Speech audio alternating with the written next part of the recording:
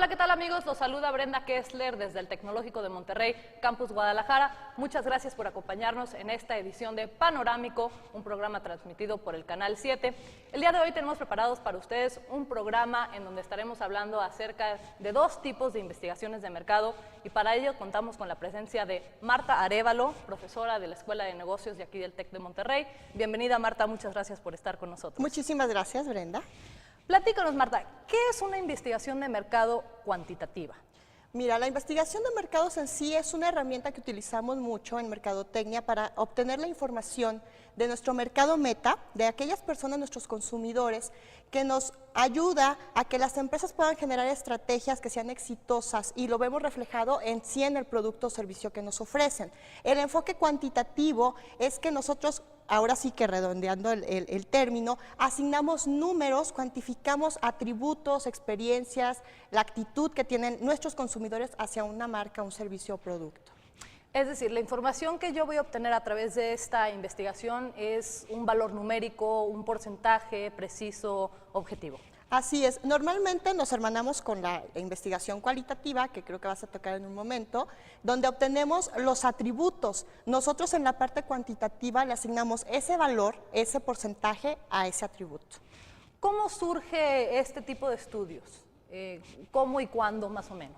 ¿La investigación de mercados? La investigación de mercado. Híjole, yo creo que es una disciplina dentro de lo que cabe relativamente joven, así como tal como investigación de mercados, y surge mucho de la necesidad en cuanto empieza a surgir mucha competencia en el mercado, más empresas que te están ofreciendo un mismo producto con diferentes variables, es cuando se tienen que poner las pilas para identificar cuál es el factor diferenciador que hacen que tu producto sea seleccionado por el mercado en particular.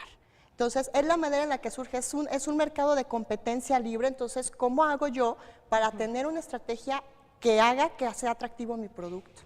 ¿Cuáles son los pasos que tenemos que realizar a la hora de hacer este tipo de investigación? Es decir, vamos a generar una muestra, vamos a aplicar la encuesta o el tipo de, el método que utilicemos en esta investigación. ¿Cuáles serían los pasos a llevar a cabo? El primero es identificar que verdaderamente necesitas una investigación de mercados, porque muchas veces confunden las empresas lo que están generando internamente con algo externo. Entonces tú les tienes que ayudar a que de verdad te des cuenta, oye, sí es un tema que se cubre con una investigación de mercados. Entonces lo primero es identificar esa necesidad de información. Eso lo traducimos nosotros en términos de objetivos de investigación de mercados. Y después vamos a ver, oye, cuál es de la investigación de mercados se va a adaptar mejor. ¿Es un enfoque quali o es un enfoque cuantitativo? Porque ahí las dos metodologías tienen diferencias. Una vez que decidimos cuál de esos dos diseños, entonces pasamos a la parte de la elaboración de la herramienta que nos va a funcionar. En el caso de los estudios cualitativos es una guía de tópicos, en el caso de nuestros estudios cuantitativos el más popular es un cuestionario, una encuesta que nos aplican, ¿no? Y además tenemos que decidir si va a ser telefónica, en línea, si va a ser por internet, perdón, en línea, si va a ser por correo, si es cara a cara, dónde lo vamos a aplicar, en qué fecha lo vamos a aplicar, y la parte de la muestra, ¿a quién?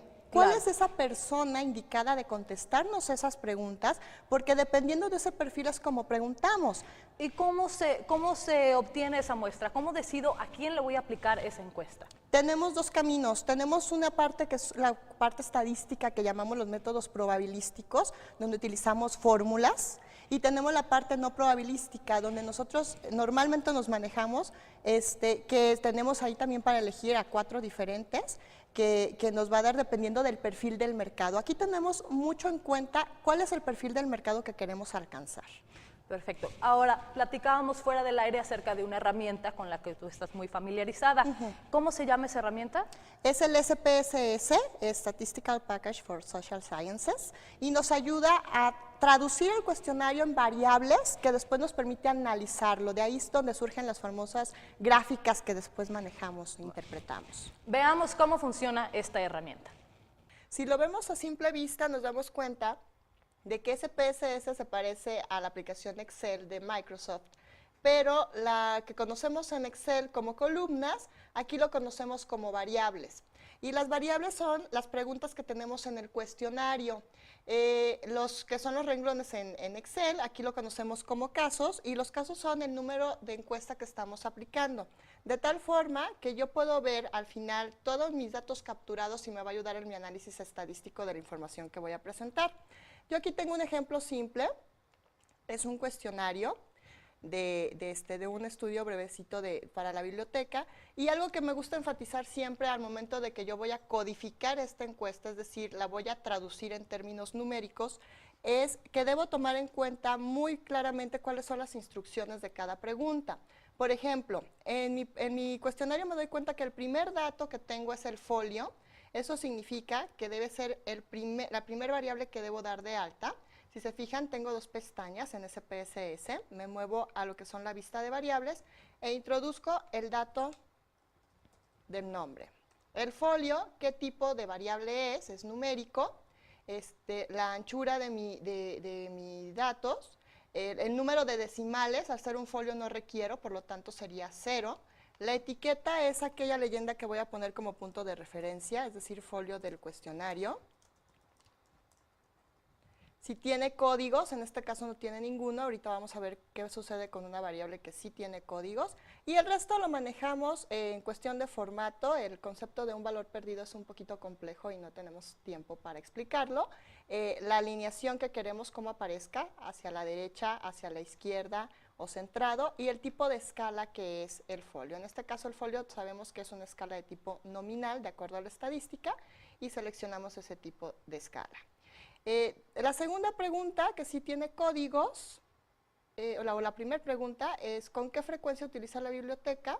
Y la respuesta debe ser solamente una. Entonces esto hace que mis códigos sean 1 para la persona que me dice que va menos de una vez a la semana, 2 cuando van una vez a la semana, 3 dos veces o más a la semana, y 3 veces o más sería mi código 4. Eso se traduce en SPSS de la siguiente manera. P1 es numérica, 0 decimales. Normalmente damos la etiqueta en la pregunta del cuestionario. Y aquí sí tengo códigos, y los códigos los damos de alta así. 1, lo agregamos, decimos OK, y así sucesivamente. Al final de hacer la base de datos vamos viendo que cambian los nombres de ser variables al nombre que yo le estoy dando de alta en la vista de variables, y entonces empiezo a capturar datos de tal forma que yo puedo verla al final así. Si se fijan, ya no tengo cuestionarios, sino que ahora tengo muchos números. Si me interesa ver qué significan esos números, puedo habilitar una etiqueta, y aquí se ve la traducción de valores que yo le di a mis códigos, y esto me va a ayudar para analizar. Por lo menos, por ejemplo, si yo quiero ver con qué frecuencia asisten, tengo un análisis descriptivo de frecuencias, paso la variable que yo quiero de este lado, le digo OK, y me va a arrojar el siguiente resultado, de tal forma que yo aquí puedo ver cómo se distribuyen los valores. Lo que sigue después es llevarme esta información a algún graficador, ya sea Excel o alguno un poquito más elaborado de diseño, hacer mi reporte y entregar resultados. Los principales problemas a los que se enfrenta la investigación cuantitativa pueden partir desde el planteamiento del problema. ¿Por qué desde ahí? Porque es desde este momento en el que el investigador debe tener perfectamente claro cuáles van a ser tanto su variable dependiente como las variables independientes. De no tener bien delimitado este aspecto, la hipótesis no podrá comprobarse o disprobarse de manera adecuada. La interpretación de los datos cuantitativos se da con base en la asociación y la correlación de variables. La asociación es la relación que existe entre una variable y otra, es decir, entre la variable dependiente, las independientes o entre dos variables independientes. La correlación es el nivel o la frecuencia con la que dos variables se pueden asociar dentro de una relación hipotética. Bueno, ya vimos cómo funciona esta herramienta y nos tenemos que ir a un corte, pero no le cambie porque más adelante estaremos con María Guadalupe Certucha, que nos estará platicando acerca de las investigaciones cualitativas.